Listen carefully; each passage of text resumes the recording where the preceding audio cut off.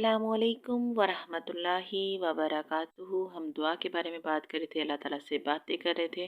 تو آج میں آپ کو بتاؤں گی توسل کا مفہوم، یعنی وسیلے سے جسے مانگتے ہیں ہم دعا۔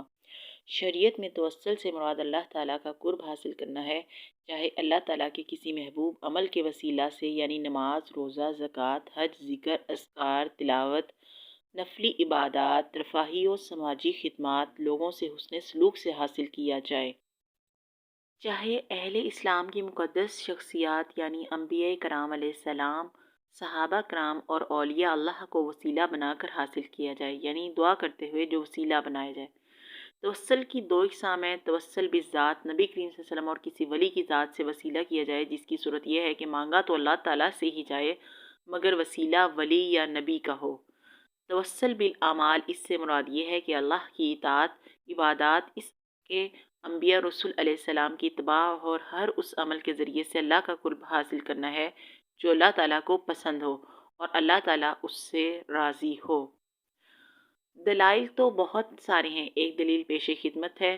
حضرت انس رضی اللہ تعالیٰ عنہ سے روایت ہے کہ جب لوگ قحط میں مبتلا ہوتے تو حضرت عمر رضی اللہ تعالیٰ عنہ نبی کریم صلی اللہ علیہ وسلم کے چچا حضرت عباس بن عبد المطلب کے وسیلہ سے دعا کرتے اور فرماتے کہ اے اللہ، ہم آپ کے پاس آپ کے نبی صلی اللہ علیہ وسلم کا وسیلہ لے کر آیا کرتے تھے تو آپ ہمیں سیراب کرتے تھے، اب ہم لوگ آپ صلی اللہ علیہ وسلم کے چچا حضرت عباس کا وسیلہ لے کر آئے ہیں، ہمیں سیراب فرما۔ راوی فرماتے ہیں کہ پھر لوگ سیراب کر دیے جاتے، یعنی بارش ہو جاتی تھی۔ ترمذی شریف کی ایک روایت میں ہے کہ ایک شخص جن کی آنکھوں میں کچھ خرابی تھی یا وہ نابینا تھے، وہ نبی کریم صلی اللہ علیہ وسلم کی خدمت میں حاضر ہوئے اور عرض کیا کہ آپ اللہ تعالیٰ سے میرے لیے دعا فرمائیں کہ اللہ تعالیٰ مجھے عافیت نصیب فرمائے۔ تو نبی کریم صلی اللہ علیہ وآلہ وسلم نے فرمایا کہ اگر تم چاہو تو میں تمہارے لیے دعا کر دیتا ہوں، اور اگر تم چاہو تو صبر کر لو، کیونکہ صبر کرنا تمہارے لیے زیادہ بہتر ہے۔ تو اس شخص نے عرض کیا کہ آپ صلی اللہ علیہ وآلہ وسلم میرے لیے عافیت کی دعا فرما دیں۔ چنانچہ نبی کریم صلی اللہ علیہ وآلہ وسلم نے ان کو حکم دیا کہ اچھی طرح سنتوں اور مستحبات کی روایت کے ساتھ وضو کر کے 2 رکعت نماز پڑھو اور اس کے بعد یہ دعا مانگو۔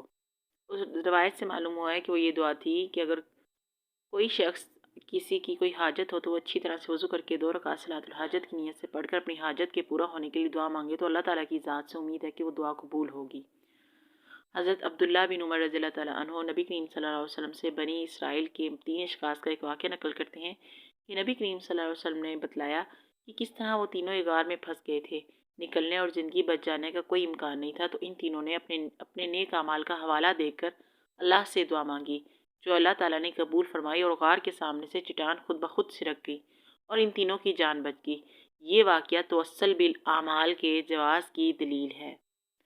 اللہ تعالیٰ سے مانگتے ہوئے نیک اعمال اور نیک اشخاص کا وسیلہ پیش کرنا قرآن و سنت کی روشنی میں جائز ہی نہیں بلکہ مستحب ہے اور دعا کی قبولیت کے زیادہ قریب اور آداب میں سے ہے۔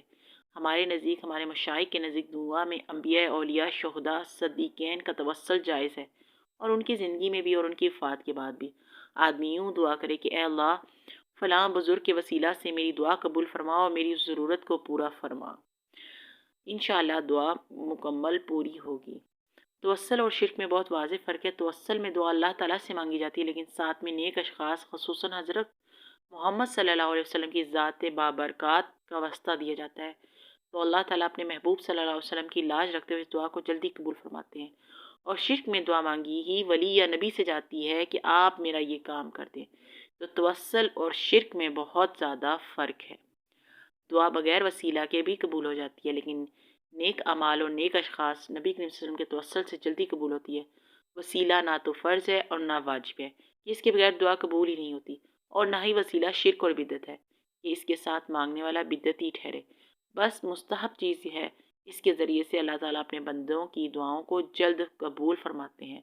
تو اپنی دعاؤں کی قبولیت کے لیے انسان نیک بزرگوں کا اور خاص طور پہ نبی کریم صلی اللہ علیہ وآلہ وسلم کا وسیلہ دیکھ کر، اور اپنے اعمال، نیک اعمال جو آپ کو لگتا ہو کہ ہمارے یہ ایسے نیک اعمال ہیں کہ اللہ تعالیٰ کو اگر ہم یہ یاد کروائیں، اللہ تعالیٰ کے آگے پیش کریں تو اللہ تعالیٰ ہماری دعاؤں کو قبول فرمائیں گے۔